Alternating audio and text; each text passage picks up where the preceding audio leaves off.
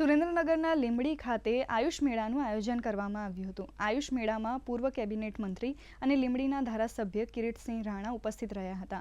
આયુષ મેળામાં શહેરીજનોએ આયુર્વેદ અને હોમિયોપેથી નિદાનનો લાભ લીધો હતો। આયુષ મેળામાં રસોડા અને આંગણાની ઔષધિઓ અને વનસ્પતિઓ અંગે માહિતી આપતું પ્રદર્શન તેમજ પંચકર્મ સારવાર અંગે પણ નિષ્ણાંતોએ માર્ગદર્શન આપ્યું હતું।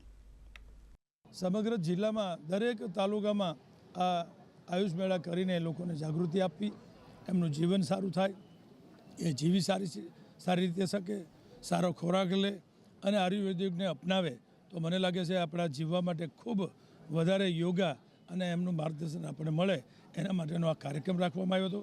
પોતાના શરીરને અનુરૂપ દવાઓ, પોતાના શરીરે પથ્યાપથ્ય કે આ બધી જે આયુર્વેદની પ્રણાલી છે એના દ્વારા વધુને વધુ આયુષનો ઉદ્દેશ માત્ર વધુને વધુ લોકો રોગથી મુક્ત જીવન જીવી શકે, સુખાયુ અને દીર્ઘાયુ જીવન જીવે એ માટેનો છે। કોઈ પણ બીમારી આવે તો એના પહેલાં આપણે પાળ બાંધી લેવાની છે। એટલે કે જો આપણે વ્યવસ્થિત આપણો આહાર, આપણી દિનચર્યા, આપણો વ્યવહાર, આપણી વાણી અને આપણું વર્તન આ જો આપણે વ્યવસ્થિત રાખશું તો આપણે આવનારી જે ભવિષ્યમાં જે સમસ્યાઓ છે, બીમારીઓ છે, એનાથી આપણે દૂર રહી શકીશું।